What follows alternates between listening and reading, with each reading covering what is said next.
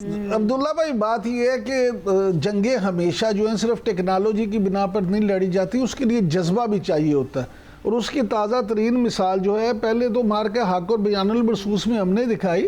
अब अगर आप देखें तो जो ईरान ने अमेरिका के साथ किया है, तो वो भी तो ये है कि दुनिया की सुपर पावर जो है उसकी उसने दौड़ लगा दी है। तो अब ये फरमाइएगा कि सऊदी अरब ने जो ये कहा है कि वो अपनी जो एयर स्पेस है उसकी बिल्कुल भी जारखाना मिलिट्री ऑपरेशन के लिए जो है वो उसकी इजाज़त नहीं देंगे। और आप इस पे क्या समझते हैं कि सऊदी अरब बातचीत के लिए के जरिए जंग का हामी है, तो अब आप क्या समझते हैं कि इसका क्या नतीजा निकलेगा? देखिए, मैं फिर जनरल राजीव गाय की जानिब आऊंगा। उन्होंने कहा कि हमारे दुश्मन जो थे वो तीन थे, चीन भी था, तुर्किया भी था, पाकिस्तान भी था। बॉर्डर बेशक एक था, लेकिन दूसरी जानिब वो सऊदी अरब को भूल गए। जहां पाकिस्तान ने सऊदी अरब की बात की, वो ये भूल गए कि सऊदी अरब और इंडिया के दरमियान $42 बिलियन का ट्रेड है। और आखिर वक्त में भाई भाई के साथ खड़ा हो जाता है, ये मैं आपको बता दूं।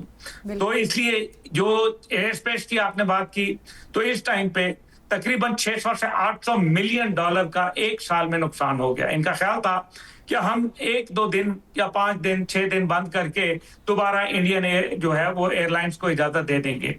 उसके अंदर स्पाइस जेट, उसके अंदर इंडिगो और साथ एयर इंडिया, इनको इतना बड़ा नुकसान हुआ है कि इन्होंने जहां तकरीबन 1200 जहाज इन्होंने ऑर्डर किए हुए थे, ये अब सोचने पे मजबूर हो गए हैं और कह रहे हैं नरेंद्र मोदी के आगे हाथ जोड़ के कि जनाबे वाला, हाई फ्यूल जेट प्राइसेस की वजह से और पाकिस्तान की एयरफोर्स का ने जो बंद कर दिया है हमारे एयर स्पेस, उसकी वजह से हमें जो है बिलियंस का नुकसान हो चुका है। और हम अगर ऐसी हालत रही तो हम जल्द अपने जहाज ग्राउंड कर देंगे। अब यही बात अगर सऊदी अरब के हवाले से बात की जाए, सऊदी अरब देखें एक बड़ा मैच्योर मुल्क है और पाकिस्तान के साथ एक बड़ी उसकी स्ट्रेटेजिक अंडरस्टैंडिंग है। आप गौर करें, हमारी सिर्फ दिफाई शराकतदारी नहीं है, स्ट्रेटेजिक शराकतदारी भी है। अब ये स्ट्रेटेजी क्या होती है? यानी कि एक हिकमत अमली के साथ हमें चलना है, और ये एक हिकमत अमली मुस्तकबिल में आपको बड़ी वजाहत के साथ नजर आएगी। लेकिन सर, गुजारिश ये है कि आपने इंडिया का जिक्र किया और इंडिया के पिता इसराइल का भी जिक्र किया। अब सऊदीया और यूएई के आपसी जबरदस्ती का, हाँ जी, जबरदस्ती का जी, तो ये जो सऊदीया और यूएई के ताल्लुकात को ख़राब करने के लिए इसराइल जो साजिशें कर रहा है, और ये जो रिपोर्ट्स हैं कि इसराइल पे जो हमले हो रहे हैं, यूएई पे जो हमले हो रहे हैं, उनके पीछे इसराइल है, तो इस सारे सर सूरत हाल पे आपका क्या तबसरा है सर? देखिए, इसराइल और इंडिया ये शरारत से कभी बाज नहीं आ सकते, ये बात तो वाज़ेह है, और हमें इसी तरीके से इनके साथ डील करना पड़ेगा। हाउएवर, मैं ये समझता हूं कि ईरान और अमेरिका के माबैन जिस दिन एक डील हो गई, उस दिन आप देखेंगे इजराइल का पत्ता जो है वो कट जाएगा और ये आहिस्ता आहिस्ता दरख्त खुद ब खुद सूखना शुरू हो जाएगा। क्योंकि अमेरिका अब तो आया है, इसके बाद मेरे ख्याल में वो अब नहीं आएगा।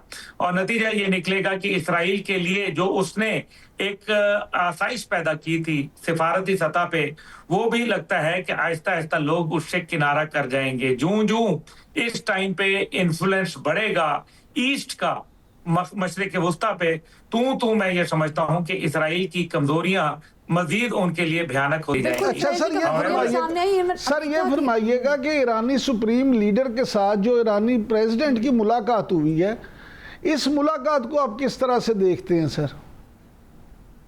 देखिए, मेरे ख्याल में जो हमारी मिस जितोई हैं, ये भी बात करना चाहती हैं, इनका भी सवाल ले लें। बिल्कुल सर, मेरा सवाल भी इमरान साहब से रिलेटेड ही था। मैं ये पूछना चाह रही थी, ज़ाहिर मुज़ाकरात के हवाले से भी खबरें आ रही हैं और कुछ मीडिया ये भी रिपोर्ट कर रहा है कि मुज़ाकरात हो जाएंगे लेकिन कुछ मामलात ऐसे होंगे जो हल तलब रहेंगे।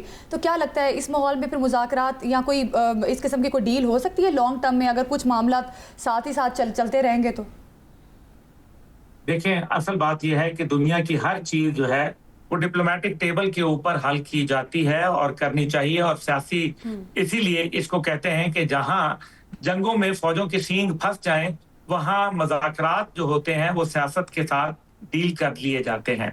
मैं समझता हूं कि मसूद पज़ेश्कियान साहब और आयतुल्लाह मुज्तबा खामेनाई की जो एक तवील मुलाकात हुई, इससे बहुत सारी कयास आराइयां दम तोड़ गई हैं और ये भी पता चल गया है कि कोई आपस में इख्तलाफ राय नहीं है। और मैं तो हमेशा से इस बात का कायल था कि इख्तलाफ राय हो नहीं सकता, खासतौर पे उन ममालिक में जहां जंग हो रही हो, वहां इख्तलाफ राय की कोई गुंजाइश नहीं रहती। हाउएवर कुछ चीजें बिल्कुल इल्तवा में रह जाएंगी, लेकिन इसका हरगिज ये मतलब नहीं है कि ये जंग जारी रहेगी। छोटी मोटी जैसे पाकिस्तान भारत की जंग तो बंद हो गई, लेकिन क्या उनका ऑपरेशन महादेव, सिंदूर, त्रिशूल, क्या ये चल नहीं रहे? क्या हकीकत नहीं है कि उन्होंने डी एस्केलेशन नहीं की? क्या ये हकीकत नहीं है कि वो दहशतगर्दों को सपोर्ट कर रहे हैं? क्या ये हकीकत नहीं है कि वो अफगानिस्तान के अंदर बैठ के पाकिस्तान के खिलाफ जो है नित नए प्रोपेगेंडे करते हैं, कोई ना कोई जो है वो वारदात करते हैं? तो ईरान के साथ भी कुछ ऐसी सूरत हाल रहेगी।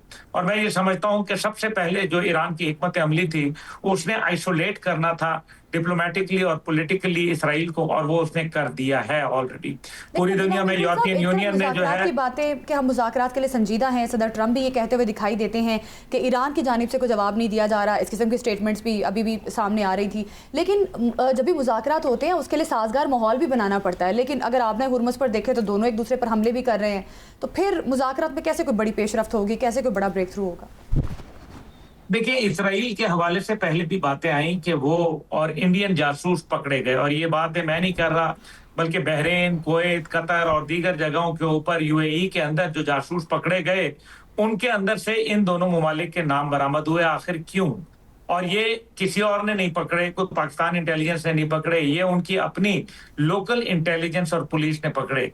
उनसे पूछ-गूछ करनी चाहिए कि वो कर क्या रहे थे। और आपको याद है जंग के दिनों में ये भी हुआ कि हमले कुछ किए गए जिसके ऊपर ईरान ने इनकार कर दिया कि हमने हमले नहीं किए, लेकिन पता चला कि यहाँ बैठ के वो ईरान के ऊपर इल्जाम तराशी करना चाह रहे थे।